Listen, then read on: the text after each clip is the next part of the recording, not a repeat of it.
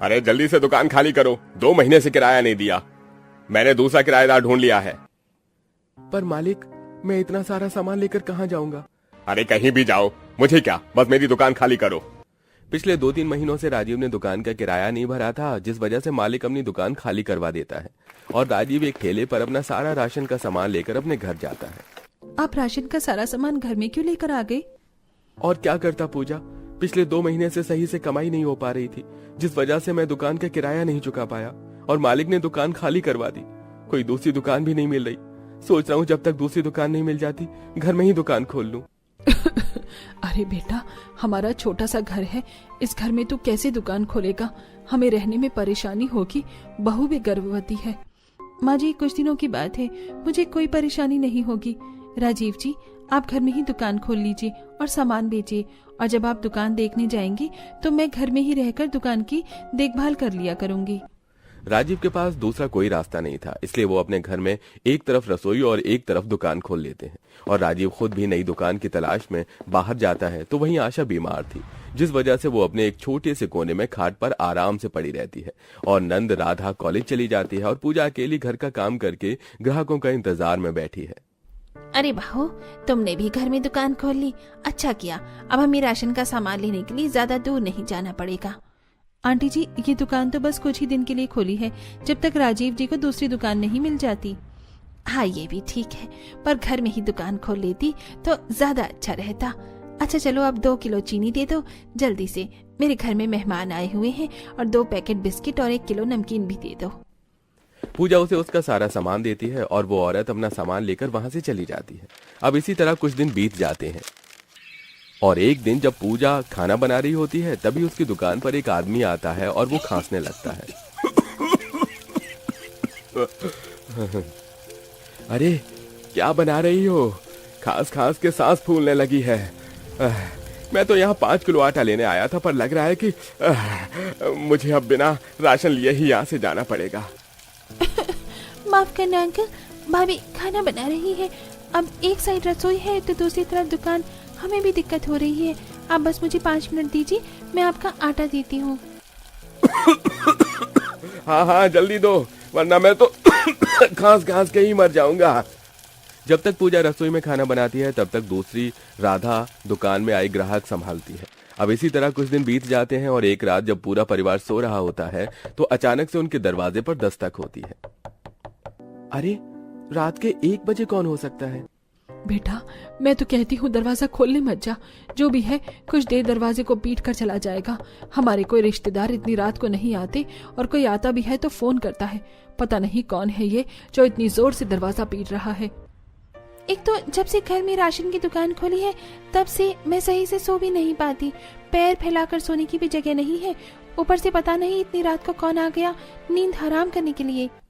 आशा के मना करने पर भी राजीव डरता हुआ दरवाजा खोलता है और देखता है कि 2 आदमी उसके सामने खड़े हैं। माफ करना भैया, रात के 1 बजे आपको परेशान कर रहा हूँ, पर आज मेरी भतीजी की शादी है और खाना कम पड़ गया है। इमरजेंसी के थोड़े चलते 1 चावल का कट्टा दे दो। कोई बात नहीं भाई साहब, अब हम आस पड़ोस के लोगों की रात में मदद नहीं करेंगे तो क्या फायदा मेरा घर में ही दुकान खोलने का। हाँ।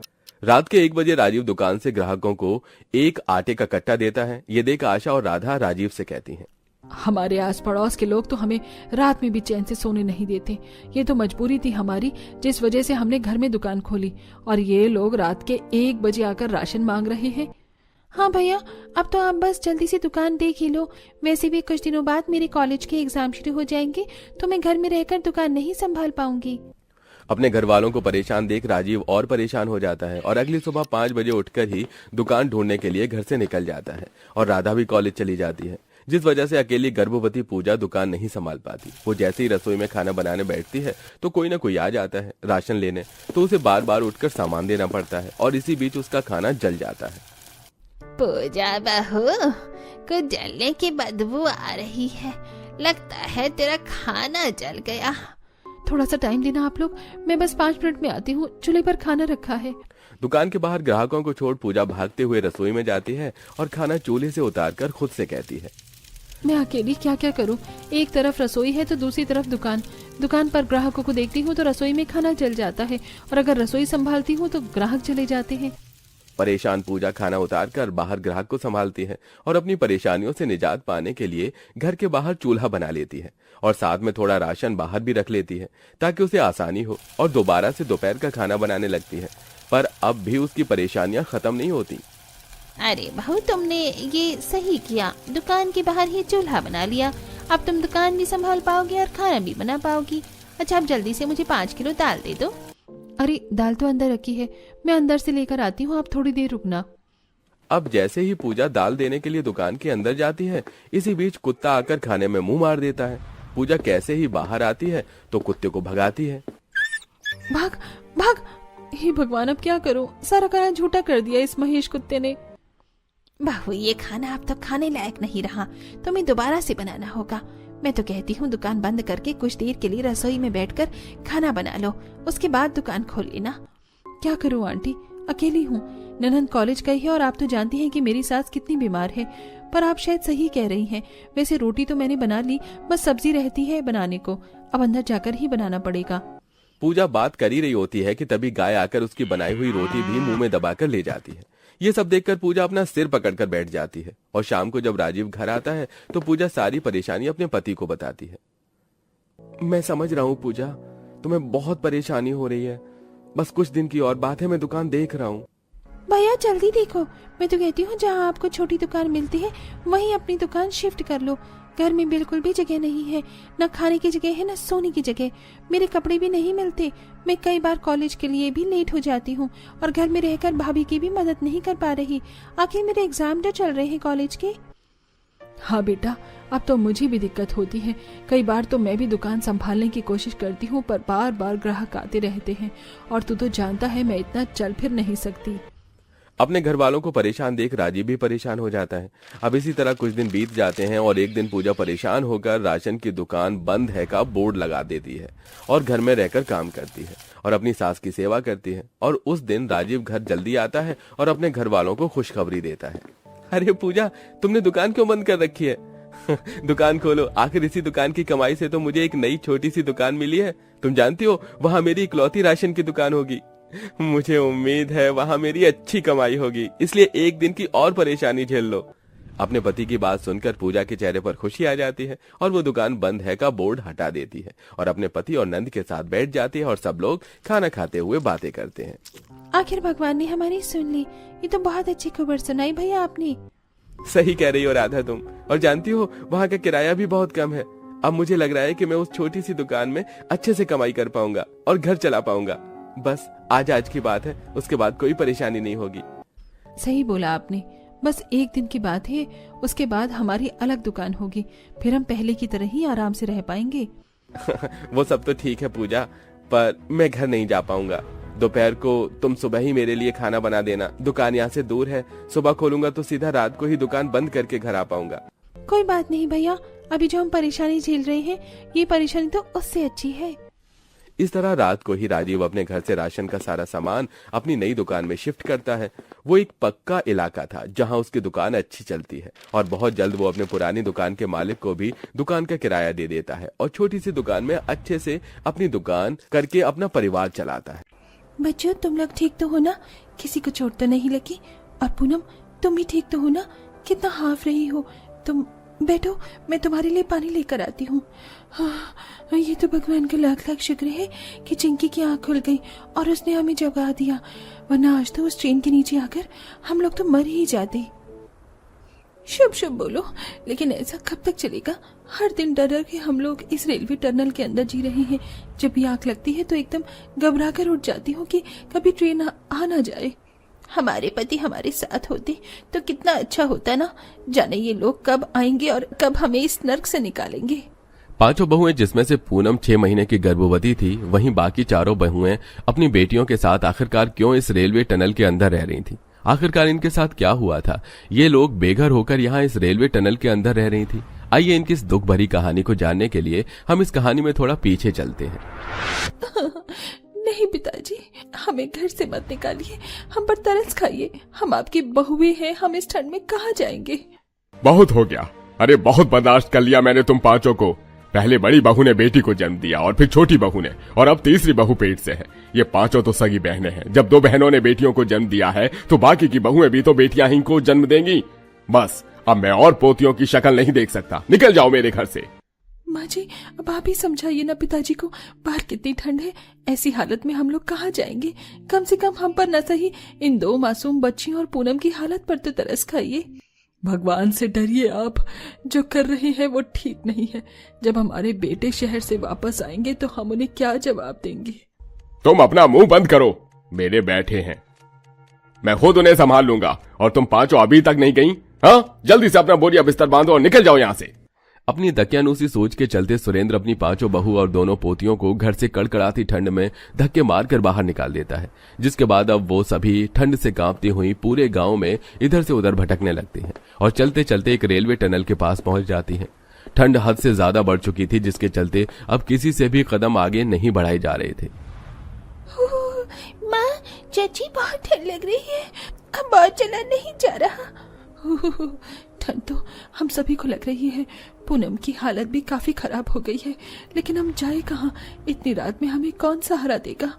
एक काम करते हैं, इस रेलवे टनल के अंदर चलते हैं। सुबह होने तक यहीं इंतजार करते हैं। सुबह होने के बाद देखेंगे कि क्या करना है क्या नहीं। पांचों बहुएं दोनों बच्चों को लेकर उस रेलवे टनल के अंदर चली जाती हैं और अब सारी रात सभी रेलवे टनल के अंदर ही गुजारते हैं। अगले दिन होते ही सभी बहुएं रेलवे टनल से बाहर आ जाती हैं। माँ, हम लोग कहाँ जाएंगे? दादाजी ने हमें घर से क्यों निकाल दिया? वही तो बेटा, कुछ समझ नहीं आ रहा है। पास में इतने पैसे भी नहीं है कि कहीं किराए का घर लेकर रह सके, और इतनी ठंड में हम कहाँ भटकेंगे? एक बात कहूँ, मेरी मानो तो हम सब इस रेलवे टनल के अंदर ही रहते हैं। मैंने सुना है इस टनल से सिर्फ 2 बार ही ट्रेन गुजरती है, एक सुबह और शाम। हम लोग ट्रेन का समय देख लेंगे और जब भी ट्रेन टनल से गुजरने वाली होगी तो हम टनल से बाहर निकल जाएंगे। यही पास में रेलवे ट्रैक का काम चल रहा है, तो मैं वहां पर कोई काम देख लूंगी। तारा बिल्कुल सही कह रही है। कल रात हम सब इस रेलवे टनल में आराम से सो गए थे, क्योंकि अंदर से ये काफी गर्म था। अब जब तक हमारे पति शहर से गांव नहीं आ जाते, तब तक हम यहीं पर अपना बसेरा करना होगा। पास में ही प्लेटफॉर्म है, तो मैं वहां पर कोई काम देख लूंगी और जो भी पैसे मिलेंगे उससे हम लोग अपना गुजारा चला लिया करेंगे। बाकी बहू को प्रियंका और तारा की बात काफी हद तक ठीक लगती है, जिसके बाद अब तारा रेलवे ट्रैक पर मजदूरी और प्रियंका प्लेटफॉर्म पर साफ सफाई का काम शुरू कर देती है। वहीं बाकी की बहुएं टनल के अंदर पड़े पत्थरों को जमा करके उनसे सोने लायक छोटा सा बिस्तर बना लेती हैं। वहीं साथ में खाना बनाने के लिए एक मिट्टी का चूल्हा भी। सुबह तकरीबन 10 बजे इस टनल से ट्रेन गुजरती है और रात में 1 बजे। अब जब भी ट्रेन के गुजरने का समय होगा तो हम सब लोग बाहर निकल जाया करेंगे। सभी बहुएं अब इस रेलवे टनल के अंदर ठंड में अपना गुजारा करने लगती हैं और ऐसे ही कुछ दिन गुजर जाते हैं। बाप रे बाप, टनल के बाहर निकलते ही ये ठंडी हवाएं तो बिल्कुल जान से मारने का काम करती है। कितनी ठंड हो रही है। जल्दी से बर्तन धोकर टनल के अंदर घुस जाती हूँ। तारा प्रियंका दोनों रोज की तरह काम पर गए होते हैं। वहीं श्रेया सब्जी लाने के लिए मंडी और दोनों बच्चे टनल के बाहर बैठकर खेल रहे होते हैं। साक्षी भी बर्तन धो रही होती है कि तभी ट्रेन के आने का समय हो जाता है। वहीं 6 महीने के गर्भवती पूनम टनल के अंदर बैठे बैठे सो जाती है। ट्रेन पूनम के बिल्कुल करीब पहुंच चुकी थी कि तभी साक्षी पूनम का हाथ पकड़कर उसे टनल के बाहर खींच देती है, जिससे पूनम ट्रेन से तो बच जाती है, लेकिन उसके पैर में काफी चोट लग जाती है।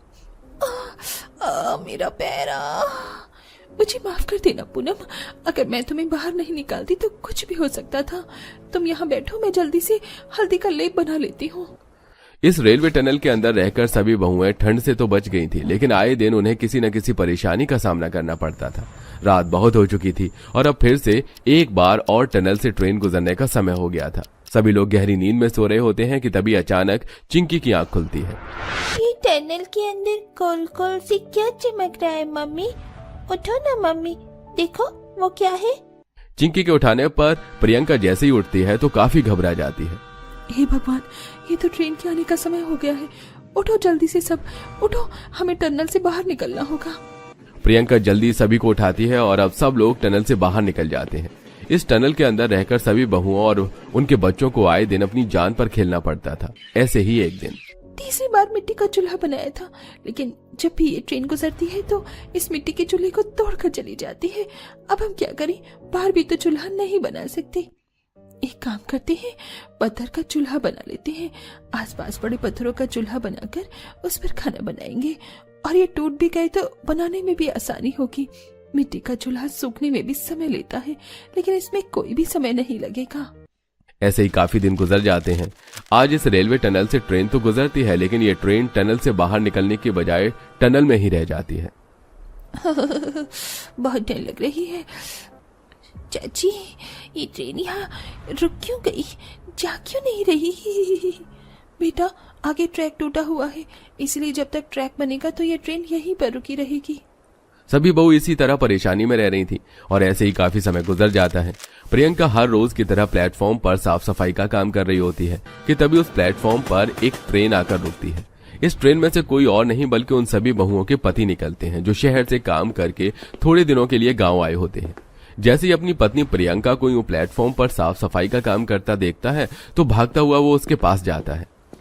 ये सब क्या है? तुम प्लेटफॉर्म पर इस तरह सफाई क्यों कर रही हो? और ये तुमने अपनी क्या हालत बना ली है? पता है, हम कब से आप लोगों का इंतजार कर रहे थे। आपके जाने के बाद हम पर कितने अत्याचार हुए, हमें घर से निकाल दिया गया। तुम्हें माँ ने घर से निकाल दिया? लेकिन क्यों? माँ नहीं, पिताजी ने घर से निकाला है। प्रियंका उन सभी को सारी बात बताती है, जिसे सुन मैं तो सोच भी नहीं सकता था कि पिताजी कभी ऐसी हरकत करेंगे। हमें माफ कर देना, हमसे गलती हो गई। हमें अकेले नहीं बल्कि तुम सबको लेकर शहर जाना चाहिए था।